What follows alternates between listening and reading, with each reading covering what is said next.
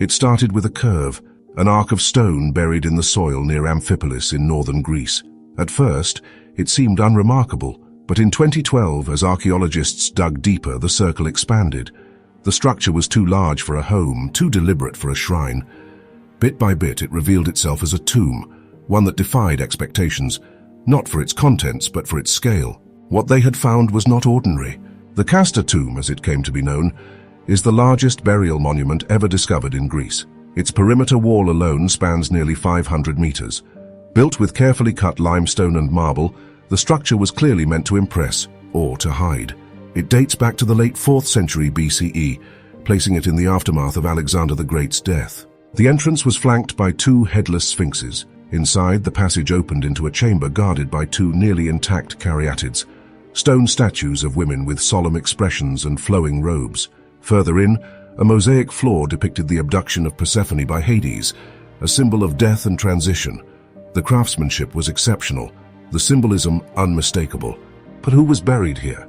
At the heart of the tomb, archaeologists uncovered human remains, fragmented bones belonging to 5 individuals, including a woman over 60, a man in his 30s, and a newborn.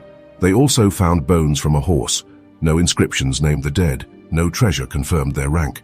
But the scale of the monument suggested a figure, or family, of immense importance. Speculation spread fast.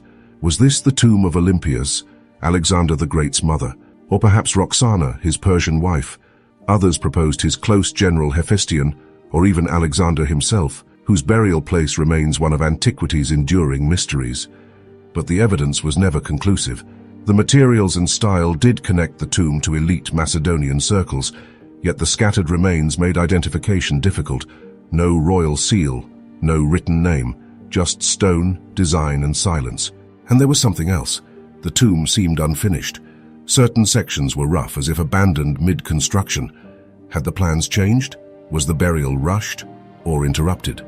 The Kasta Tomb reveals as much through its grandeur as through its gaps. A monument meant to endure, but with no clear story to anchor it. Even the art raises questions. Why Persephone? Was the tomb meant as a message to the living or a guide to the dead? Today, the site is partially restored, with replicas of its original statues displayed for visitors. But the identity of the main occupant or occupants remains unknown. A tomb this vast was never meant for obscurity, and yet time has erased its names.